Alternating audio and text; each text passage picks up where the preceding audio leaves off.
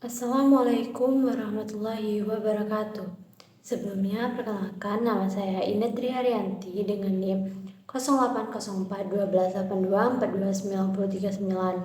Jadi, di sini saya dari kelompok 14 akan menjelaskan mengenai siklus sel.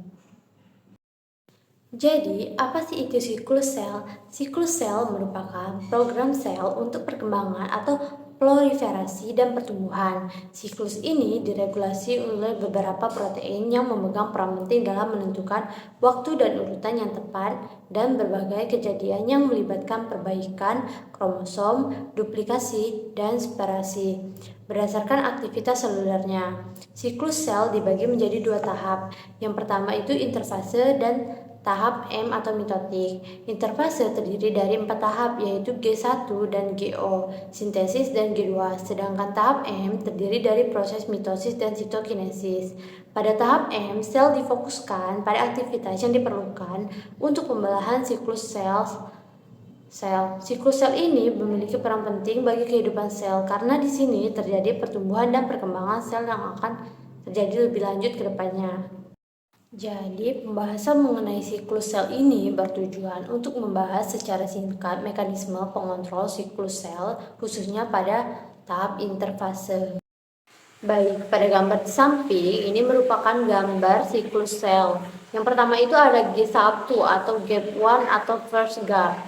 Tahap ini merupakan tahap pertama setelah pembelahan sel-sel yang tumbuh dan menghasilkan protein serta mendapatkan sinyal dari lingkungan luar seperti mitogen dan adhesion molecules. Oke, selanjutnya fase R yaitu restriction point yang merupakan checkpoint utama yang menentukan apakah sel akan melanjutkan ke fase berikutnya atau berhenti. Nah, jika kondisi lingkungan dan internal mendukung, sel akan lanjut ke fase selanjutnya atau fase S. Nah, setelah melewati titik R ini, sel tidak memerlukan sinyal eksternal lagi dan akan terus melanjutkan siklus pembelahan secara otomatis. Baik, untuk fase selanjutnya yaitu fase S atau sintesis. Di fase ini, sel melakukan replikasi DNA sehingga memiliki dua salinan identik dari genomnya. Fase ini penting agar masing-masing sel anak mendapatkan informasi genetik yang lengkap. Selanjutnya fase G2, gap 2 atau second gap. Di fase ini sel akan tumbuh kembali dan melakukan sintesis protein untuk persiapan pembelahan. Lalu ada checkpoint lagi di akhir G2 ini untuk memastikan DNA sudah terreplikasi sempurna dan siap diolah.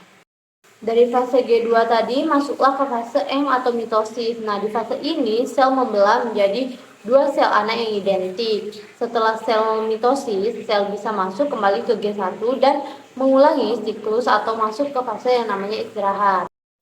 Baiklah, dilanjutkan dengan fase GO. Fase ini fase istirahat di mana sel tidak aktif membelah.